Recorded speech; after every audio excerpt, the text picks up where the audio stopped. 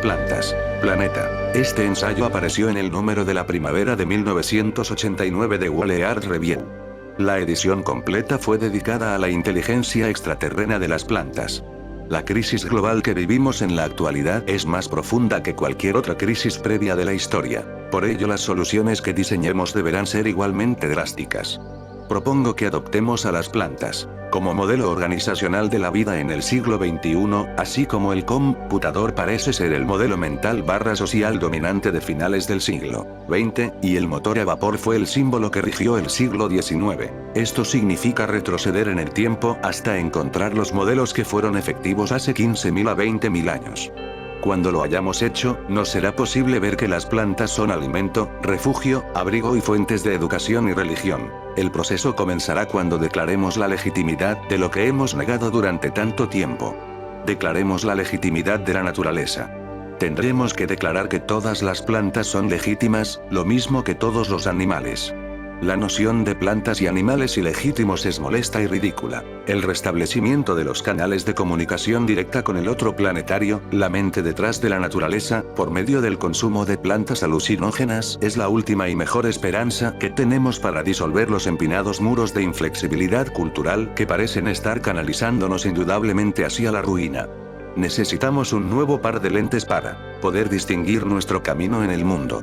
Cuando el mundo medieval modificó su cosmovisión, la sociedad europea secularizada buscó la salvación reviviendo los enfoques clásicos grecorromanos en los campos de la ley, la filosofía, la estética, el planeamiento de las ciudades y la agricultura. Nuestro dilema nos llevará más hacia atrás en el tiempo en busca de modelos y respuestas. La solución para gran parte de los malestares modernos, incluyendo la dependencia de los productos químicos y las psicosis y neurosis reprimidas, es la exposición directa a las dimensiones auténticas de riesgo representadas por la experimentación con plantas psicodélicas. La postura en favor de las plantas psicodélicas es una postura definida en contra de las drogas. La afición a las drogas es el resultado de un comportamiento habitual, no explorado y obsesivo. Estas son precisamente las tendencias de nuestra estructura psicológica que los psicodélicos mitigan.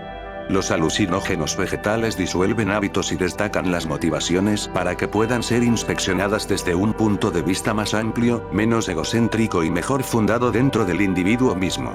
Sería necio sugerir que no hay riesgos, pero es igualmente absurdo sugerir que no vale la pena correr ese riesgo. Lo que se necesita es la validación empírica de una nueva imagen guía, una metáfora capaz de servir como base para un nuevo modelo de sociedad e individuo. La relación planta-humano ha sido desde siempre el basamento de nuestra existencia individual y grupal en el mundo. Lo que yo llamo renacimiento arcaico es el proceso de reanimar la percepción de las actitudes tradicionales hacia la naturaleza, incluyendo las plantas y nuestra relación con ellas. El renacimiento arcaico se refiere al colapso del modelo de dominación y jerarquía masculina basado en la organización animal, algo que no puede cambiarse de la noche a la mañana por medio de un giro repentino en la percepción colectiva. Antes bien, a través de un reconocimiento gradual, se llegará a comprender naturalmente que el tema dominante que gobierna al renacimiento arcaico es la idea o el ideal de una diosa vegetación, la tierra misma como la tan promocionada Gaia, un hecho bien documentado por los antropólogos del siglo XIX, entre los que se destaca Fraser, pero que poco tiempo atrás volviera a ser reconocido por Ryan Eisler, Marija Gimbutas, James Mellart y otros. Cuanto más cerca esté un grupo humano de la gnosis de la mente vegetal, la colectividad galana de vida orgánica, más cercana será la conexión que tenga con el arquetipo de la diosa y por extensión con el estilo participativo de organización social. La última vez que la corriente principal del pensamiento occidental se refrescó con la gnosis de la mente vegetal fue al final de la era helenística, antes de que los misterios eleusinos fueran finalmente suprimidos por los entusiastas bárbaros cristianos. Mi conclusión es que el próximo paso evolutivo a dar hacia el renacimiento arcaico, el renacimiento de la diosa y el fin de la historia profana, son compromisos que incluyen la noción de nuestra relación renovada con la mente vegetal en emersión. Esa misma mente que nos instó a obtener el lenguaje introspectivo ahora nos ofrece los paisajes ilimitados de la imaginación. Sin este tipo de relación con las exoferomonas psicodélicas que regulan nuestra relación simbiótica con el reino vegetal, quedaremos excluidos de conocer cuál es el propósito planetario. y conocer cuál es el propósito planetario tal vez sea nuestra mayor contribución al proceso evolutivo. Regresar al seno de la participación planetaria significa intercambiar el punto de vista del ego creado a través de la historia por un estilo más maternal e intuitivo. Estoy convencido de que la intuición vastamente percibida de la presencia del otro como una compañía femenina en la navegación humana de la historia puede ser rastreada hasta la inmersión en la mente vegetal, lo que proporcionó el contexto ritual donde la conciencia humana emergió a la luz de la percepción de sí misma, de la introspección y la autoarticulación, la luz de la gran diosa. ¿Qué significa aceptar las soluciones de las formas vegetales de vida como metáforas para manejar los asuntos del mundo humano?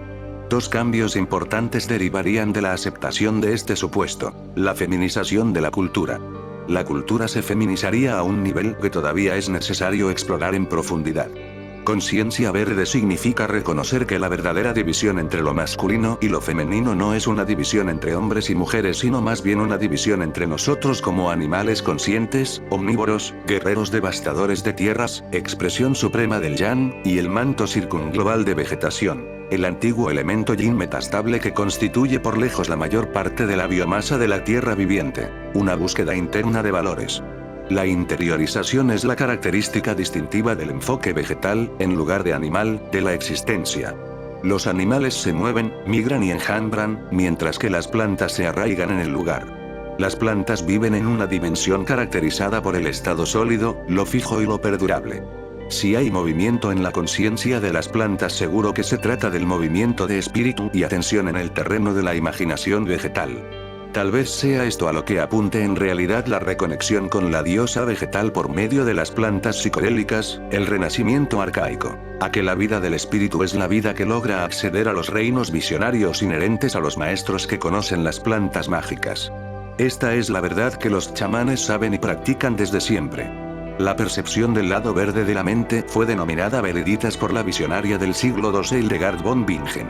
Un nuevo paradigma capaz de ofrecer la esperanza de un camino que nos aleje de las arenas movedizas culturales, habrá de proporcionar un programa realista que atienda a los problemas crecientes a que se enfrenta el planeta. Hay distintos ámbitos en los cuales el despertar de la conciencia de Veriditas puede ayudarnos a detener el Armagedón. Destoxificación del ambiente natural. El proceso de destoxificación se realiza naturalmente a partir de la acción combinada de la atmósfera, la matriz biológica y los océanos. Este proceso, que se da a escala global, logró controlar incluso los desperdicios industriales urbanos, hasta que la tecnología industrial moderna se convirtió en un fenómeno realmente mundial. Las especies vegetales de datura, las plantas que en una época formarán parte de los ritos religiosos de los aborígenes de California del Sur, y otras plantas que lixivían metales pesados de la tierra y los segregan en sus tejidos celulares, son ejemplos de un proceso natural que podría ayudarnos en la limpieza de nuestro ambiente. El reconocimiento de las diversas maneras en que funciona la matriz biológica de la Tierra para prevenir la toxificación, el reconocimiento de que la naturaleza trabaja para conservar la vida, contribuiría en gran medida a que se pudiera lograr un consenso político en favor de la participación activa para la salvación de esa misma vida, relacionamiento y simbiosis. Igual que las plantas, nosotros necesitamos maximizar las cualidades de relacionamiento y simbiosis. Los métodos que se basan en plantas para modelar el mundo incluyen la percepción de la naturaleza fractal y ramificante de la acción comunitaria. Una red arbórea de relaciones simbióticas podrá ahora reemplazar al modelo de evolución que heredamos del siglo XIX. El modelo primitivo, aquel de la lucha encarnizada por la existencia, en el cual el sobreviviente tomaba la última posición, es un modelo basado en la observación ingenua de la conducta animal. Sin embargo, este modelo fue aplicado por extensión al reino vegetal para explicar las interacciones evolutivas que según se creía eran la causa del proceso de evolución del mundo botánico. Más adelante, algunos observadores más sofisticados, C. H. Waddington y Erich Hansch, descubrieron no la guerra en la naturaleza que habían informado los darwinistas, sino en cambio una situación en la cual no era la habilidad competitiva, sino la habilidad para maximizar la cooperación con otras especies lo que contribuya más directamente a que un organismo fuera capaz de funcionar y de perdurar como miembro de un bioma. Las plantas interactúan entre sí a través de la maraña de raíces que las conectan con su fuente de nutrición y entre ellas mismas. El suelo enmarañado de una selva tropical es un ambiente de gran diversidad química. La topología se asemeja a la del tejido cerebral en su complejidad. Dentro de la red de raíces interconectadas, constantemente se transmiten y se reciben señales químicas. La evolución coadaptativa y las relaciones simbióticas regulan todo este sistema con una ubicuidad que es prueba de la primacía evolutiva de estas especies cooperativas. Por ejemplo, los hongos micorriza viven en simbiosis en el exterior de las raíces de las plantas, donde equilibran y amortiguan el paso del agua cargada de minerales que se realiza a través de ellos hacia las raíces de sus huéspedes. Sintonía fina de todo el sistema. Si se pudiera comprender el fenómeno asociado con la armonía y resonancia biológica, se podría mejorar el manejo de los sistemas a gran escala tales como la banca mundial o la producción y distribución mundial de alimentos. Los biólogos gaianos como Lovelock, Margulies y otros, han indicado con persuasión que todo el planeta se organizó a sí mismo a través de la vida microbiana y planctónica para convertirse en un régimen metastable favorable a la biología y que así se mantuvo durante más de 2000 millones de años. Basándose en las plantas, Gaia ha logrado mantener un equilibrio a través del tiempo y del espacio, a pesar del repetido bombardeo de material asteroidal que sufrió la Tierra, suficiente para causar daños severos en el equilibrio planetario. No podemos menos que admirarnos, y tendríamos que esforzarnos por imitar este sentido taoístico de equilibrio, homeostático multidimensional del planeta. ¿Pero cómo? Sugiero que observemos las plantas, que las observemos con más profundidad, con más atención y con la mente más abierta que nunca. Reciclado. Igual que las plantas, nosotros necesitamos reciclarnos. A una escala cósmica nosotros no somos más móviles que las plantas. Hasta este momento de la historia hemos modelado nuestros sistemas económicos más exitosos de acuerdo con la conducta predatoria animal. Como ellos pueden moverse para ir en busca de nuevas fuentes de alimentos, potencialmente cuentan con recursos ilimitados. Las plantas son fijas. No pueden moverse con facilidad para conseguir nutrientes mejores ni cambiar de lugar si esos nutrientes contaminan o agotan el suelo. Deben reciclarse bien. El estímulo de una ética basada en las plantas, que emule el modo en que el mundo vegetal utiliza y reemplaza los recursos, es una condición sine qua non para la supervivencia del planeta. Todos los modelos capitalistas presuponen que es ilimitada la cantidad de recursos explotables y de mancomunidades laborales, pero sin embargo hoy no es posible admitir ninguna de estas dos conjeturas.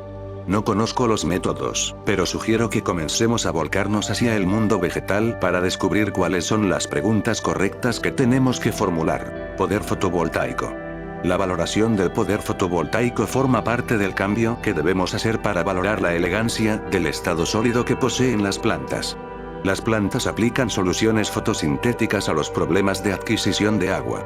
Comparado con las norías accionadas mediante agua o animales, que constituyen las metáforas primitivas de producción de energía del mundo humano, el milagro cuántico molecular de estado sólido que implica el ingreso de un fotón de luz solar en un artefacto molecular que desprenderá un electrón capaz de participar energéticamente en la vida de una célula, parece pertenecer a la ciencia ficción más extravagante. Sin embargo, este es, en efecto, el principio sobre el que opera la fotosíntesis. Mientras que los primeros artefactos de estado sólido llegaron a las fronteras de la cultura humana a finales de la década de 1940, la ingeniería de estado sólido había sido el método preferido de las plantas durante alrededor de 2000 millones de años. En la actualidad, los fotovoltaicos de alto rendimiento pueden satisfacer las necesidades cotidianas de electricidad de la mayoría de la gente. Lo que ha resultado difícil es la operación de las industrias básicas con energía solar. Tal vez esta sea la manera en que la naturaleza nos dice que aspiramos a fabricar en exceso, una economía energética global basada en la atmósfera. El método que utiliza la vida vegetal para producir energía se llama fotosíntesis. Se puede emular este proceso mediante la creación de una economía global basada en el uso de la energía solar para obtener hidrógeno del agua del mar. La electricidad solar podría satisfacer la mayor parte de las necesidades de electricidad, pero es muy poco probable que la electricidad fotovoltaica sea capaz de satisfacer la demanda energética de la fundición de aluminio y acero y otros procesos industriales que aplican una gran intensidad de energía. Sin embargo, existe una solución. Las plantas disocian el dióxido de carbono atmosférico para liberar energía y oxígeno como subproductos. Un proceso similar aunque diferente podría utilizar la electricidad solar para disociar el agua y obtener hidrógeno. Se podría recolectar y concentrar este hidrógeno para luego distribuirlo. Las plantas lograron encontrar espléndidas soluciones basadas en el material que tenían a mano. Una economía de hidrógeno emularía esta misma dependencia en materiales inagotables y reciclables. La noción es realmente simple. Hace mucho tiempo que los planificadores descubrieron que el hidrógeno es el recurso ideal para abastecer una economía global. El hidrógeno es limpio. Cuando se lo quema se recombina con el agua de la que derivó químicamente. El hidrógeno es abundante. 1/3 de toda agua es hidrógeno. Y se podrían volver a diseñar todas las tecnologías existentes, motores de combustión interna, generadores alimentados a carbón, petróleo y energía nuclear, para que funcionaran a hidrógeno.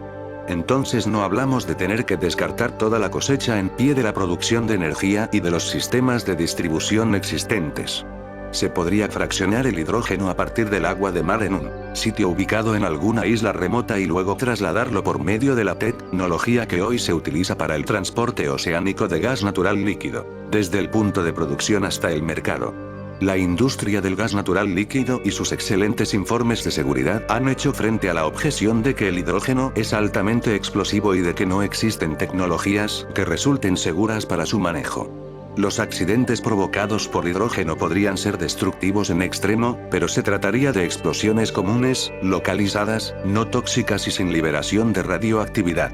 Igual que la misma vida vegetal, la economía de hidrógeno sería no contaminante y se mantendría por sus propios recursos. El hidrógeno quemado se recombina con el oxígeno para volver a convertirse en agua. Precisaríamos de un esfuerzo internacional de alcance extraordinario para comenzar a someter a prueba la demostración conceptual de la viabilidad de una economía de hidrógeno. No quedan dudas de que en un esquema tal existe la posibilidad de que surjan muchos problemas. Pero no habrá plan de producción de la cantidad suficiente de energía para satisfacer las necesidades del siglo XXI que no vaya a afrontar dificultades. Nanotecnología. La era de los mecanismos moleculares promete la más radical de las visiones verdes, dado que propone que las células y los organelos cuasi biológicos construidos por el hombre reemplacen a la fabricación de productos y cultura. La nanotecnología toma en serio la noción de que las técnicas y los métodos de fabricación para la manipulación de la materia a escala microscópica pueden afectar el proceso de diseño del mundo a escala humana. En el mundo nanotecnológico, las molladas y las máquinas pueden ser maduras, y todo lo que se fabrica está más cerca de la carne que de la piedra. La distinción entre lo que es viviente y lo que no lo es, y entre lo orgánico y lo artificial, se confunde en el arrecife electrónico de la simbiosis humano-máquina contemplado por los sabios de la nanotecnología. Preservación de la diversidad biológica. Es probable que la vida sobre este planeta y la diversidad química que ésta representa sea el único recurso de compuestos biológicamente evolucionados con que contemos hasta el día en que descubramos otro planeta que abunde en vida como la nuestra. Sin embargo, destruimos la diversidad viviente de nuestro mundo a una velocidad desconcertante.